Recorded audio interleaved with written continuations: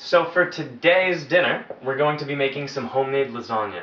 The recipe that we're going to be using today has been passed down through my family for generations. It's my great-grandma's recipe, but we're going to add a little spice to it. We're going to make it modern. We're going to make it fresh. What we're going to have as a few of the starting ingredients is some spicy sausage, some ground beef, fresh mushrooms, we've got some pre-diced up onions. We're going to need no boiling required lasagna noodles because this helps us skip a step. You can just put it right in and it'll all heat up. And we're going to go some jarred pasta sauce. Always makes it a little easier.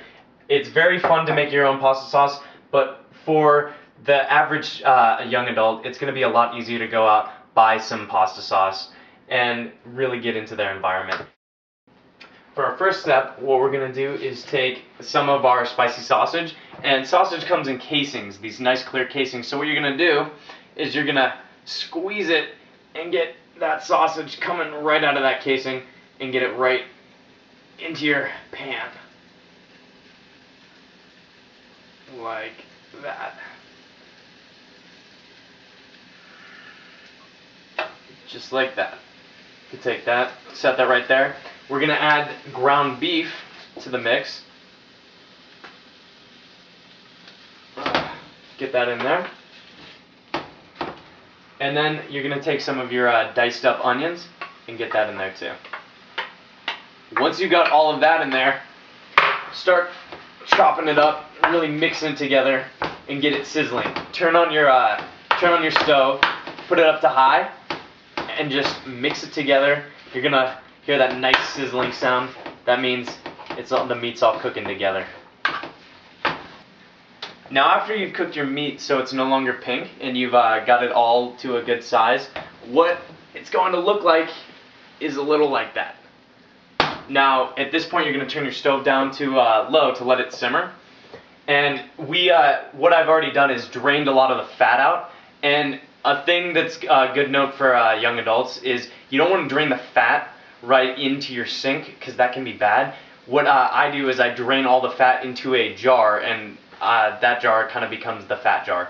And I use that for a lot of different kind of meats that I'll drain the fat out of. But you definitely want to get a lot of that fat out of there. So the next step, you're going to take your pasta sauce, you're going to add it in there. You can have fun with this part. There we go. Get a lot of 2 jars of pasta sauce in there, and then you mix it up while it's simmering. While your meat's simmering, the next step that you're going to do is make that nice creamy ricotta cheese that's going to go right in the middle of each layer of your lasagna. What you do for that, get a nice container of ricotta cheese, dump it into a bowl, get 3 eggs, crack them in, and mix away. We've already pre-made it, and it'll just be a nice creamy looking consistency. Now it's time to start building your lasagna.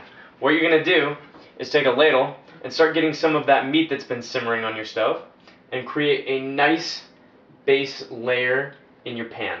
What this is going to do is create a barrier so your noodles don't end up sticking to the bottom of the pan. Then the next step, start taking some of your noodles and build a nice little platform across that meat. I've already got a couple in there, and now I've got a nice little layer. The next step, take some of that ricotta cheese mixture that you've got going, and you're going to want to pour half of what you made on top of your noodle layer. Get it in, and then spread it around. Get it nice and evenly distributed across. Then we've got little mozzarella cheese coming up here. Over here we have mostly shredded cheese, but we also have some regular, and I know that's going to be tough for most teenagers because you're not going to have a whole regular fresh mozzarella going on, but the best and cheapest alternative is getting some shredded mozzarella, and you can take a lot of that and start sprinkling it on top. Take handfuls. Just get a lot of that there. It's going to be a nice cheesy goodness mixture. Now you're going to take a lot of those fresh mushrooms that you got and you're just going to generously spread them across that mozzarella layer that you've got going. Get that there. Spread it out evenly. And what you're going to have is something that's starting to look like that.